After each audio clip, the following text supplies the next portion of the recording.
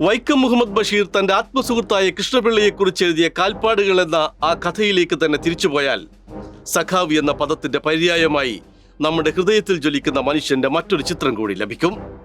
അങ്ങനെ ഒരു ദിവസം രാത്രി ഒരാൾ കൃഷ്ണപിള്ളയുടെ അടുത്തു വരുന്നു.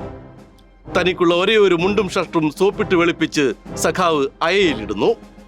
വന്നയാൾ എറണാകുളത്ത് ഒരു ജോലി അന്വേഷിച്ച് വന്നതാണ്. അയാൾക്കൊന്ന് കിടക്കണം. ആകെ കൂടെയുണ്ടായിരുന്ന പായയും തലയിണയും ആഗതന് നൽകി സഖാവ് മുറിയിലേക്ക് കയറി. എന്നിട്ട് വെറും നിലത്ത് പത്രക്കടലാസ് വിരിച്ചു കിടന്നു. പായും തലയിണയുമില്ലാതെ ലോകത്ത് എത്ര പേർ നിലത്ത് വീണ് കിടന്നുറങ്ങുന്നുണ്ടെന്നാകും കൃഷ്ണപിള്ള വിചാരിച്ചിട്ടുണ്ടാവുക. പിറ്റേന്ന് രാവിലെ നോക്കുമ്പോൾ വരാന്തയിൽ കിടന്നുറങ്ങിയ ആളെ കാണാനില്ല. അങ്ങനെ യാത്ര പറയാതെ പലരും എഴുന്നേറ്റ് പോകാറുള്ളത് കൊണ്ട് അതിലും അദ്ദേഹത്തിന് പരാതിയില്ല. പക്ഷേ പായ തെറുത്തു വെച്ചിട്ടില്ലായിരുന്നു. അതിന്റെ നടുക്ക് പായയുടെ ഹൃദയത്തിൽ നിന്നോണം ചെമ്മണ്ണിന്റെ ഒരു കാൽപ്പാട്. കൃഷ്ണപിള്ള കുളിയൊക്കെ കഴിഞ്ഞു വന്ന് അയയിൽ നോക്കിയപ്പോൾ ഷർട്ടും മുണ്ടും കാണാനില്ല.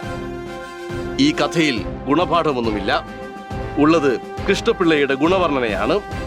ഏത് അരോചകമായ സാഹചര്യത്തെയും കൃഷ്ണപിള്ള എങ്ങനെ ആർക്കും അസുഖകരമാകാതെ ക്ഷമയോടെ നേരിടുന്നുവെന്നതിന് ഉദാഹരണം. ബഷീറിനെ പോലെ ആ കാൽപ്പാടുകൾ പിന്തുടർന്നു പോയ അങ്ങനെ പരശതും മനുഷ്യരുടെ ഓർമ്മകളിലൂടെയാണ് എന്നും അദ്ദേഹം ചരിത്രത്തിനൊപ്പം ഉയർന്നു നിൽക്കുന്നത്. ആ കഥകളെല്ലാം പറഞ്ഞാൽ കൃഷ്ണപിള്ള ഒരൊറ്റ മനുഷ്യനാണോ എന്ന് പിൽക്കാല ചരിത്രം അമ്പരന്ന് ചോദിച്ചേക്കും.